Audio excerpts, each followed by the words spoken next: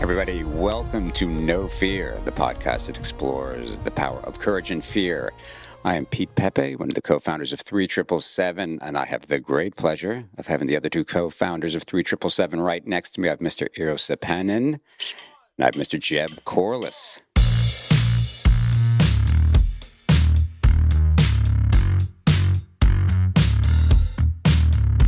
All right, so today is going to be a very, very interesting podcast. We're going to be talking about stage fright. And to get a little bit more detailed, specifically, we're going to be talking about the fear of performing.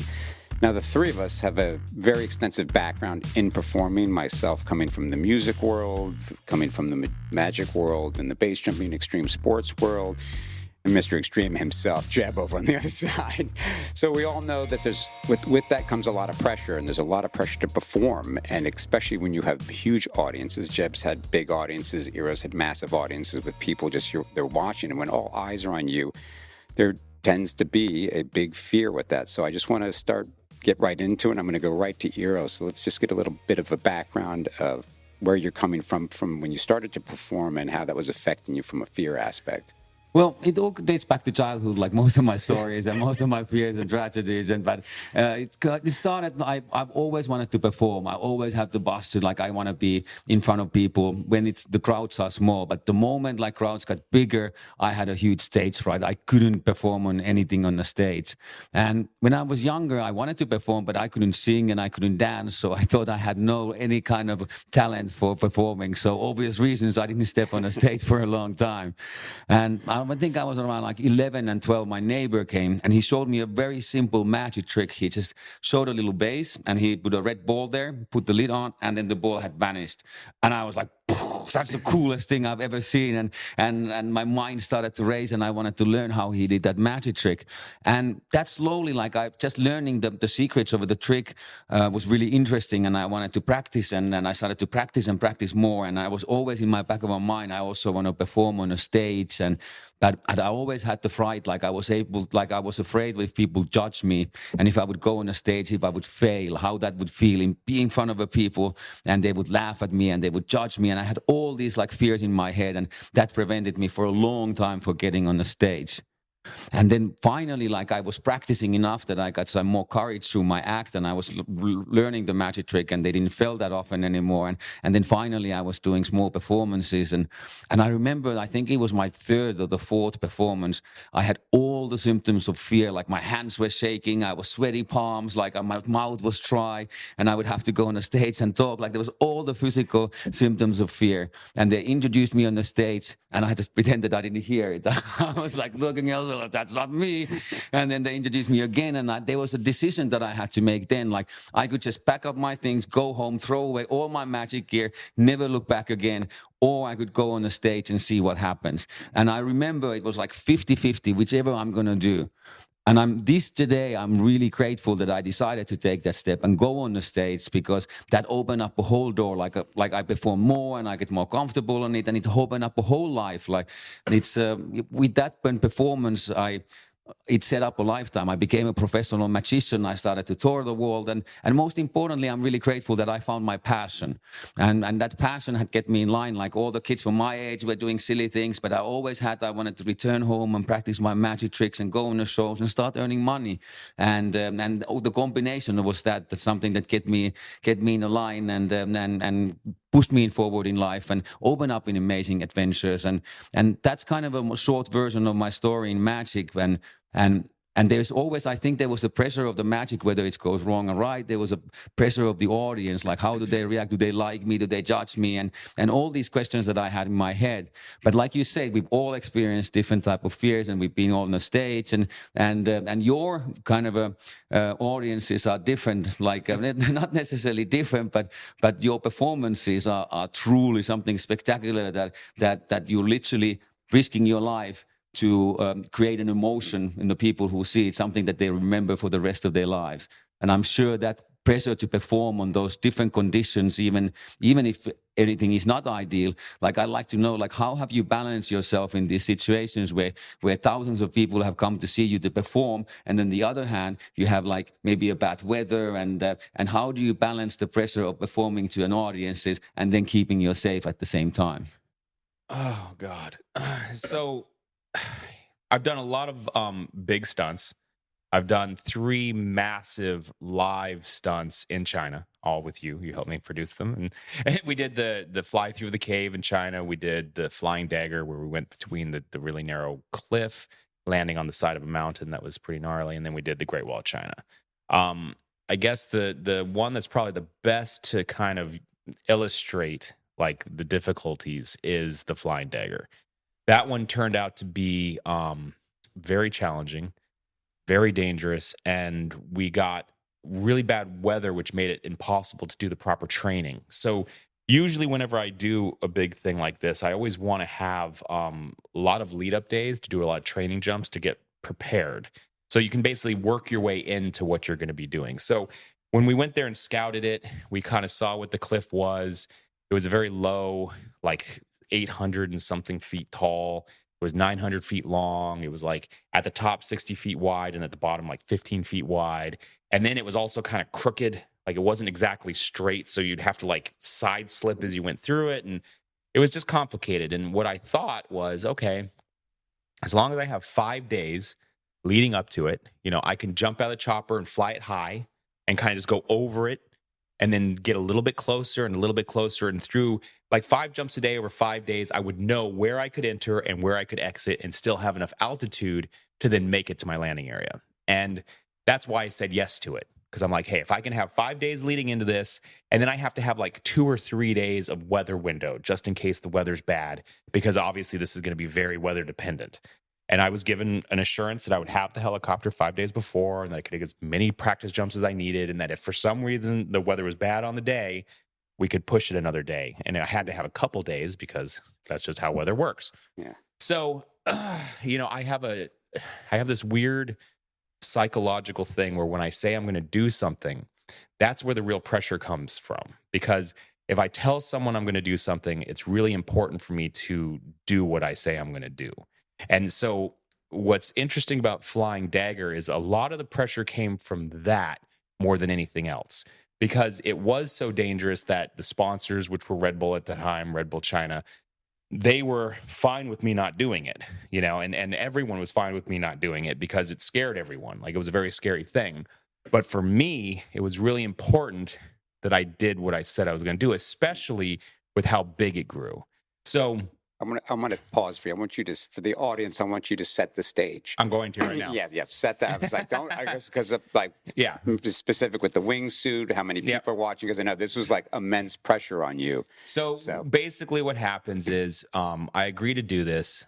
The project is jumping from a helicopter in a wingsuit from a distance and then flying through a very narrow cliff. So the cliff was basically 3 massive, like almost fingers that were quite long. And one was really wide and one was very narrow. And the goal was to fly through the very narrow one. No one had ever done anything quite like it. It was at the time very unique. And it was going to be a live, massive mega stunt aired to all of China. So it was going to be on Hunan TV. And then they actually, because of our first event was so big, they embedded news crews. So both ABC, NBC, Reuters, and I forget who else, but there was literally satellite trucks from each of the different news organizations. And they had people there following us the entire time, basically giving updates always, right? So I was just talking to reporters all day, and there was just hundreds of just reporters, and it was crazy. So there was a lot of pressure on that. We showed up for the beginning. I had, like I said, 5 days of training. And on the first day, everything looked like it was going to be okay because the first day the weather was pretty good. And, we didn't end up doing jumps that day because we didn't feel like we needed to. We just went and looked at like scouted landing areas and looked at things. And it was funny because when I looked at the landing area, we realized that, okay, if I can't make it to the landing area, if I come out and I'm too low or I get a line twist or an off-heading opening, I thought worst case scenario, I'd have to land in the trees. So we went over and we looked at the trees to see like which tree would I land in if I had to. But as it turned out, the trees were not the kinds of trees you want to land in. They looked green and they looked soft. But as you got closer, you realized that the green was actually covering dead branches inside. So if you hit one of these trees, there was a good chance the branches would skewer you and you'd probably bleed to death before you were able to get out of there. Wow. So the trees all of a sudden became not a real option. And I'm like, oh no. So it changed it for me. Yeah. Because now all of a sudden I'm like, well, if I get an off-heading opening or line twist, I'm in real serious trouble, because my landing area was actually over to the right, up on a hill like 70 feet off the ground, carved into like a rock wall with a massive concrete barrier around it. And it was only about a meter wide. And it was a staircase with just stairs. So stairs are a great way to break your legs. And it was at the mouth of an opening where wind would come in like rotors. So it basically collapsed your canopy so you could really get injured. And I'm like, oh man, this actually is a lot gnarlier than I thought it was going to be. Okay. And then that evening we get news that a hurricane, a typhoon is coming. And when we see that, we're like, uh-oh, and sure enough, the typhoon hits, I think it was Hong Kong. And as it hits Hong Kong, it sends ripples of weather at us. So we're not getting a full brunt of a hurricane. We were a little bit of inland, like we were quite close to Shanghai, so the coastline got the worst, but we still got horrible. As I understand from you guys, it's any little bit of change in the weather like that with the wind, it can be bad. Like we couldn't handle wind over 10 miles an hour. Anything over 10 miles an hour would channel between the cliffs, creating rotors and actually accelerate in speed over 20, 30 miles an hour. It was impossible to land. So any kind of wind was unacceptable, but it was rain and wind. And so I got no practice, zero, nothing. So they basically, day 1 practice, no. Day 2 practice, no. Day 3 practice, no. Day 4 practice, no. Day 5. And I'm like, oh. Okay, wait. So as each progression of a day, and I know you're both together, what's going through your fucking head? Are you just starting to incrementally go, fuck, I'm fucked.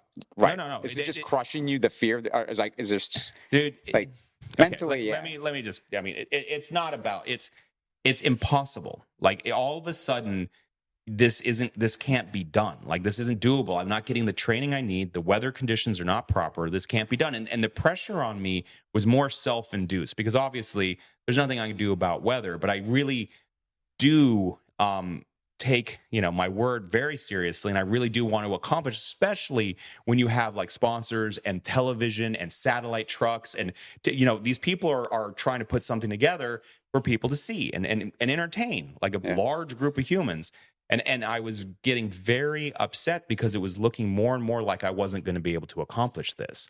And on day 5, the weather cleared up just enough for me to do 2 practice jumps. And the issue is as I jumped, it was still kind of rainy and dark and not very good, but the winds had died down enough. And I did 1 jump where I flew high, and it was basically a worthless jump because I didn't get close enough for it to actually help me. Right. And then on the second jump, I got a little bit closer, but really all the second jump showed me was just how fucked I was, because I genuinely didn't know where I could get out of the chopper. I didn't know how close I could get. I didn't know where I could enter it. I didn't know where I could get out. I didn't know. It gave me just enough information to let me know that the next day, if this thing goes, I'm pretty fucked.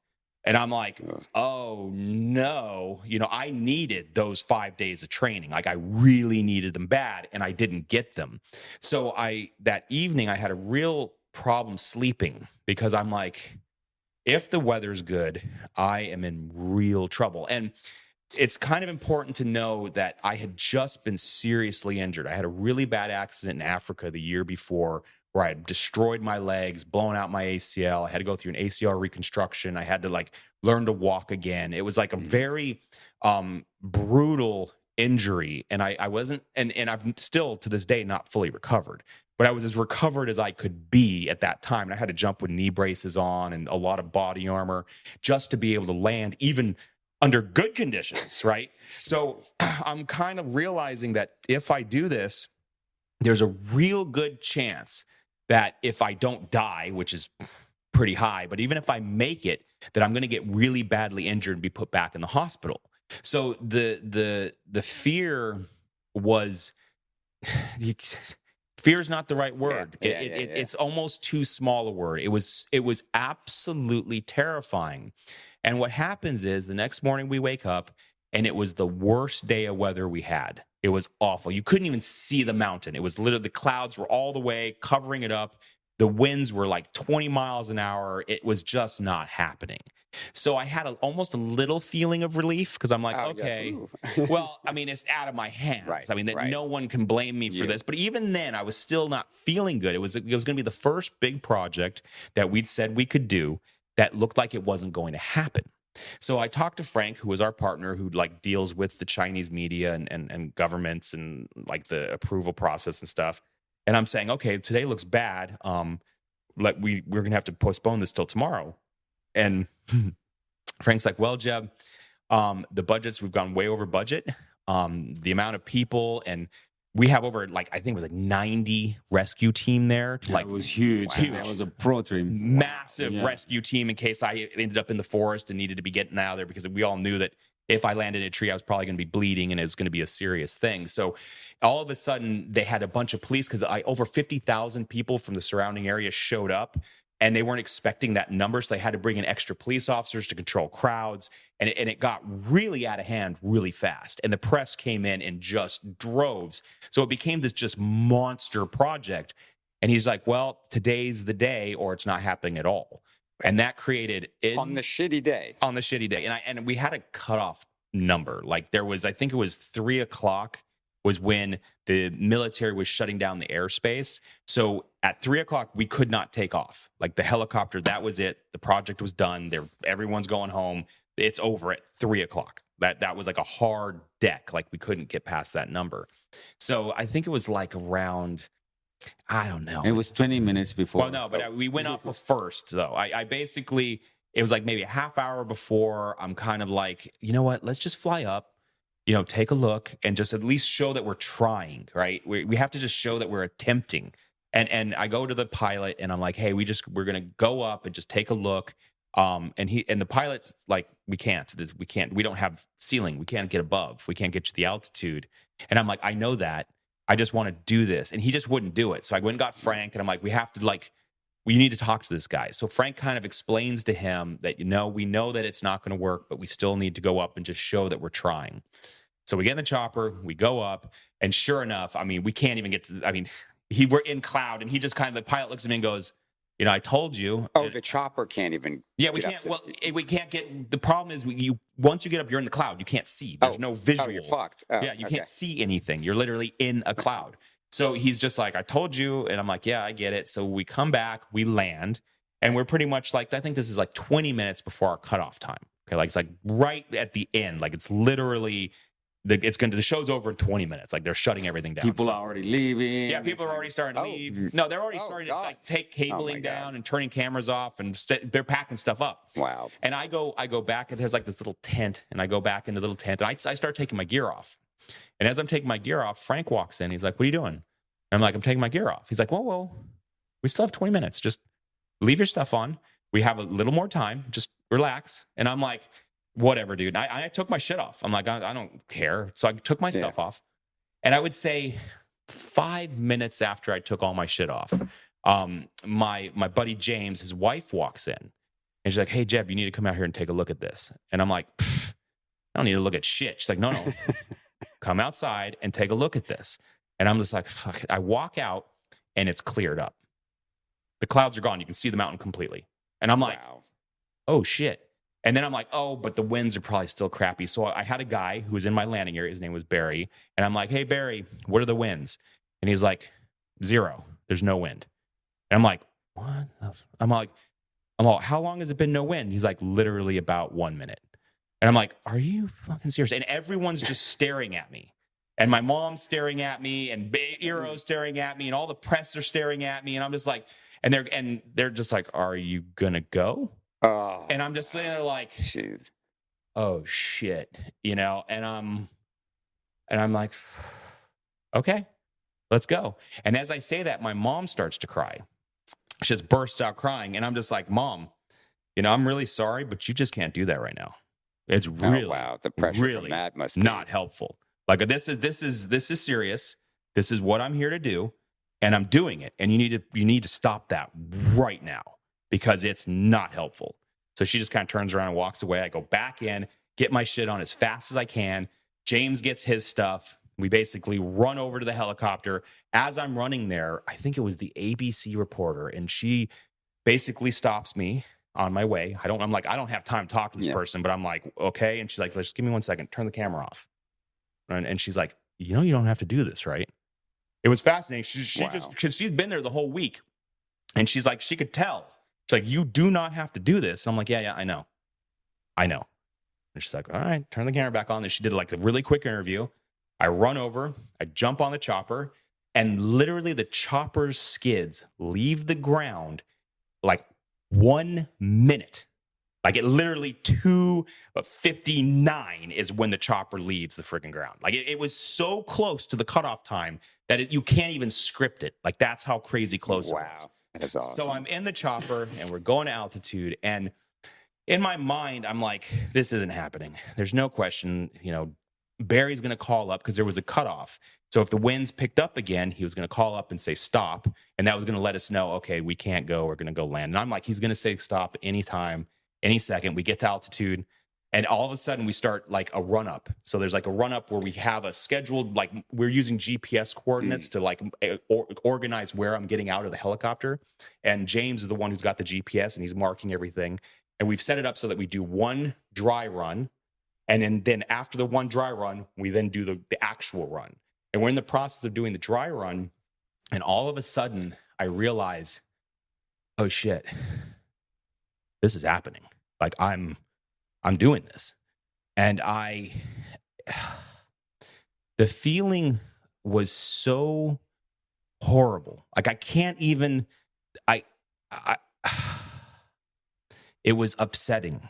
And all of a sudden I realized I'm not going to do this. I'm not ready. If I jump right now, I'm going to die. Like I am not prepared for this. I know exactly what I'm facing. I haven't gotten the proper training. And I'm like, everyone's just going to have to understand. I didn't get the proper training. I cannot do this. And all of a sudden, you know, I'm wearing a full face helmet, goggles. You can't see my face. They're filming. There's cameras all over me. But I'm just like, you cannot see that I start to cry. I literally start crying because I realize that I'm going to land in this helicopter and I'm done jumping forever. I'm never going to do another skydive. I'm never going to do another base jump. I don't ever want to do this again. I realized at that moment that I'd been spending since I was 16 years old training and preparing to get to this place, and that the fear was so extreme that it finally broke me. I was finally broken. Like in my actual fucking core, it literally cracked me to my very center. Fuck, so you were basically saying, you weren't jumping. You were telling yourself, fuck, I'm done. I'm not just jumping now. You're done. That's it. I'm done. Period. Forever. I'm fucking this. My entire life is done. I'm done. And I literally was just crying, and I'm realizing that I've completely ended it all. It's finished. And this really strange thing, like thought, kind of entered my mind. And I'm like, you know, okay, I land in the helicopter right now, and I probably don't die today. I'll survive. I'll live through this.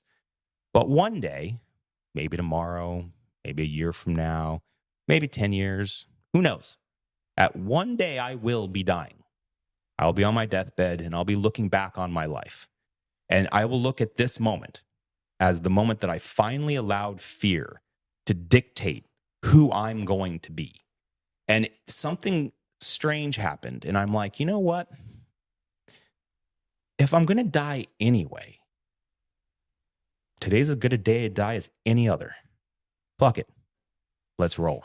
And this weird switch just went off in my head. And I'm like, I just accepted the fact that I was going to die and that it was totally okay. And that if I was going to die, this is exactly how I wanted to do it. And I literally just decided we're going. And it just so happened that that decision coincided with the run-up.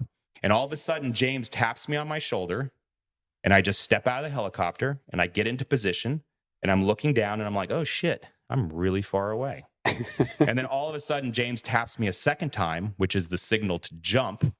And as he taps me a second time, I'm like, oh, fuck, I am too far away. Like, he is making me get out of this helicopter in literal death. Like, I can't make it. But I'm like, fuck it. Let's go. And I step out of the helicopter. And as I step out of the chopper, I'm just like, oh, I'm fucking never going to make it. It is way too far away. Wait, so we're saying when your feet left, have you left? I'm off the chopper. I'm flying, and I'm too far away. I'm not going to fucking make it. And I'm flying. I'm like, oh, shit, I'm too far. And then as I start like catching air and I start really moving, I'm like, no, wait. I think I can make it. And then I'm flying, and I'm like, no, fuck this. I can fly over it. Like, I don't even have to go through it. Like, I can just go over like to skim the top of this. And I'm like, you didn't come here to skim the top. Dude, just enter it at the beginning. You'll come out wherever you come out, and we'll figure it out on the way. And I just enter this thing at the very beginning. And all of a sudden, as I enter, the world shrinks. The walls converge on me. And all of a sudden, I'm so close to rock, and I have rock enveloping me on all sides. And I'm hauling freaking ass, and I can just see. And I hadn't been this close to rock since I had impacted the year before. So the visual was, oh shit, I'm impacting. And I kind of come out, and as I come out, there was like this ridge line, and I realized, oh shit, I need to dump speed before deploying because I'm going too fast. And as I'm coming in, I'm like, well, shit, I can't dump speed because I won't make my landing area. So I literally deploy my parachute in full flight. How fast are we talking? Fast enough that his GoPro flew off his helmet. It literally ripped all the cameras off my body. So the impact was so hard that it just literally, it was instant canopy. My legs go out in front of me. All my cameras get ripped off my body. And I'm just like, it almost knocks me unconscious. It slams me so hard. I reach up, I grab toggles, and I instantly just pull, and I can see I'm not going to make my landing area. It's too far away. And I'm like, oh shit. And I have my hands up, and the staircase was actually quite long. And at the very, very bottom of it is where like I could land. You know, and I'm like, I might make it. It didn't look like I was going to. So I kept coming for it. And as I get to the concrete railing, I lift my legs up and just clear them as I impact, and I hit the side of the railing, which break all the ribs in my back. But I didn't give two shits. You were like, fuck, I'll take the rib breaks. I was just like, and they were mild. It was no big, it was maybe more of a bruising. But in any event, it was like, and I'm laying there just like shaking, and all of a sudden Iiro's running me, and everyone's like screaming, because this is literally just like 10 minutes before this was over. This was not happening. It wasn't possible. It couldn't be done. We had failed. Like, it was a failure. I remember we were sitting the whole day. Like, I mean, we had all this like the typhoon coming, and then that day we knew the forecast was bad. We knew in the morning it's not going to happen that day. And remember, there was a moment like after we sat there for maybe 3-4 hours, and we were telling each other, imagine if this actually works out. Imagine how lucky we are if the clouds would not, and we would actually do it. And we were laughing because we knew it would not happen any time. But it did happen. But remember when we were sitting there and wondering, like, there's no way this happened, but what miracle it would be if those clouds would move. And look and behold, that happened. Well, at that stage, though, I got to be honest, you know, we were having this conversation, and I was genuinely hoping that wasn't going to happen, because I knew I wasn't ready. I knew I didn't get the training. I knew the chances.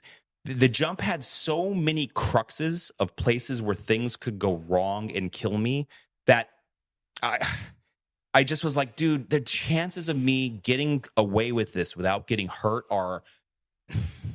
I was certain that I was going to get killed. And I left the helicopter feeling like I was going to die. And it was a very upsetting experience. And even though I was successful, and even though we landed and we had a huge party and everyone was excited, and like, you know, the press went crazy and my mom was super, you know, and it was a beautiful thing. But it took me 6 months to recover from it. It literally... Mentally, right? It affected me in a way psychologically that is really hard to explain. And it's hard for me to even really like understand, because it affected my memory. It affected the way I thought. It affected the way...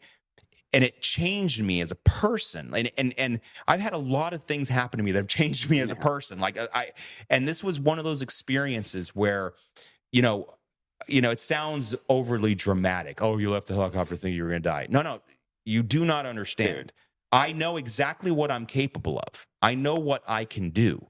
This was beyond my capabilities. I didn't get the proper training. I knew what I needed to do this. I didn't get any of it. Right. And I literally did this blind, not knowing anything about anything that I was doing on a flight that I had no training or any experience in. I've never side slipped inside of a mountain before. And for me, and it's funny because, like, you know, base jumpers, when they see the footage, right, they don't understand, right? So they're like, oh, it wasn't that big a deal. Every base jumper who was there on site, they all got it. Every one of them. And to give you an idea, I had 12 of the best jumpers in the world there. None of them were willing to land where I was trying to land. And I'm talking about opening at altitude. The only guy with me who was willing to land there was Jeff. No, it was Jeff. So that's you even saying about just landing. Just landing. Right. No, that's pulling high and landing. As far as flying through the thing. Wait, I asked any of them, who wants this? And they're all, that's all you, bro. No one wanted anything to do with it. No one raised their hand. I remember that We moment. had to find them all because they were going to do like some practice jumps. We had to find them a new landing area because none of them would fucking land there. I remember when you got those 2 jumps and like how much more afraid you were after those jumps because they were so like, then you realize like how really scary it would be. And Wait, how this much is just amazing because you guys are usually talking about risk assessment and you saying about what your capabilities are, and you know that, and you weigh the risks of like, hey, can I do this or can I not? And the fact that you were telling yourself, and you guys both knew, like, oh, bro, this is this is not. Listen what I to me wanna very do. carefully. On the very first jump, I almost shattered my legs completely. And the only reason I didn't lose my legs on the first jump was because Barry did something I told him not to do. So what we did is, in order for me to land on the staircase, they put wood so that it would at least be smooth. So I wasn't hitting jagged, like, concrete edges. And there was this concrete bench kind of in the middle of the landing area. And he's like, hey, Jeb, maybe I should put some wood here just in case you hit this. And I'm like, dude, this staircase is so long, I'm not coming anywhere near that bench. First jump, he decided to take some extra wood and put it against the bench. And it's a thick wood like planks like Thick. this. Yeah. And he puts it there, and I guess I hit literally the bench. Like, I'm coming in for landing, the winds are shifting and changing, I get rotored, and I literally impact this thing at full speed. How did you not get injured? Because when I hit the board broke and took the energy of the impact. If that board hadn't been there, my legs would have been shattered. And you just came back from an injury And of that was me opening high and having plenty of altitude to set up for a landing. And I realized, oh my God, and that was with almost no wind. And I'm getting rotored with no wind. And I'm like, oh shit. So the 2 practice jumps made me realize how completely motherfucked I was. And I'm like, this is absolute. And the problem with me is this concept that if I say I'm going to do something, I do it. And it's a pressure that I put on myself. I mean, Iiro told me, Jeb, you don't fucking want to do this, don't do it. Frank said, Jeb, this doesn't look good, don't do it. But we didn't really mean it. Red Bull, our sponsor, they literally said, hey, Jeb, you don't have to do this. We've already gotten the publicity we need. You don't have to jump. So please, if you think this is too dangerous, please don't do it. Everyone was saying that. And even the reporter was saying you don't need to do this. So everyone who was there on site were watching what was happening, and they all knew. Iiro, during an interview, because we made documentaries about this, in an interview, he's just sitting there looking like, I hope he makes it, like, because we knew how bad it was. And it was to talk about pressure, and this is another thing that's interesting too. You know, base jumping is scary and gnarly. It just is. But when you're out there with your buddies in the wilderness and you show up at a site and the weather isn't good, you just turn around and walk back down. It's no big deal. The difference when you're doing a live show is you need to know in 6 months from now, on Friday at 3:00 in the afternoon, you're going, right? And you have no idea what the weather's going to be. You have no idea if the conditions are going to be safe. Yeah, and also there's going to be, 100 cameras rolling live and sending satellite signals to the freaking planet. You know, and it's the pressure is something I cannot describe to you. And every time we've done one of these live shows, I swear I'm never doing one again. True. Every time I was like, that's it. I'm never doing this again. fuck this shit. It's just not acceptable. They've all gone this exact same way, every fucking one. And that's why actually Red Bull, they started saying, expect the unexpected. We're always on the billboards because it always some wild ass shit that is literally on the edge of death happens. And so needless to say, I've gotten used to this experience of performing during very high stress situations. And I have to say that that's one thing from all my life, jumping, training, shark diving, snakes, dealing with like just straight horror has prepared me to operate in that environment. And what I've noticed is that when I'm in that place, right, when I'm in that spot where the fear is literally crushing me and breaking me and like cracking my internal core, that is when I operate at my best. It's so strange, but I have this little switch inside my mind that when I finally flick it, when I finally decide, all right, I'm ready to die. And that's really what I do. And some people think this is very negative, but this is a psychological approach at dealing with genuine terror of things that can absolutely murder you.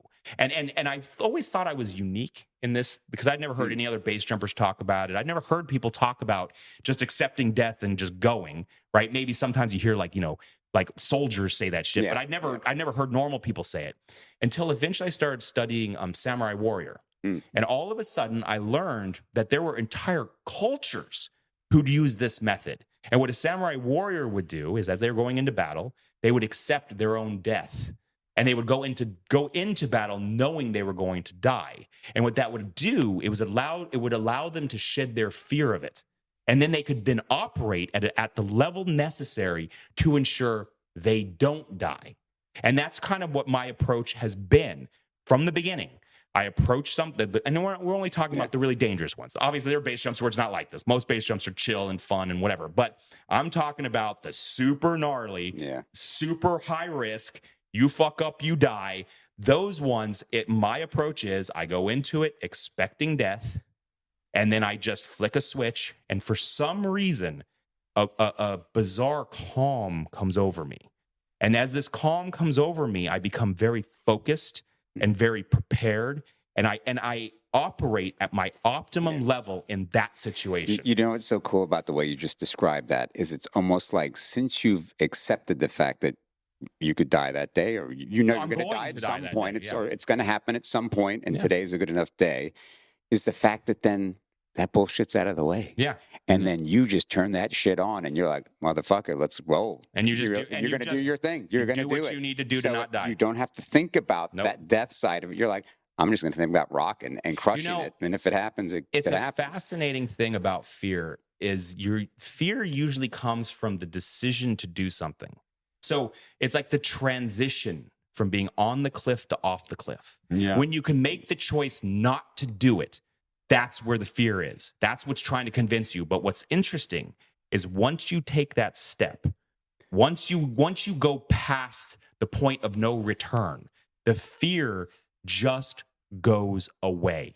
And now you're just dealing with the situation. In the act of doing, there is no fear. There's only fear in the act of thinking about doing. It's an incredibly strange thing. Now, I will say this. I've had some wingsuit flights where I'm proximity flying and everything's all hunky-dory, and then scary shit happens. Like, then you'll have something scary occur, and then you'll get that feeling again. But But that's reactive fear, because before each jump, like you have this hesitation, that's your survival instincts, that's your lizard brain that's talking you out of it.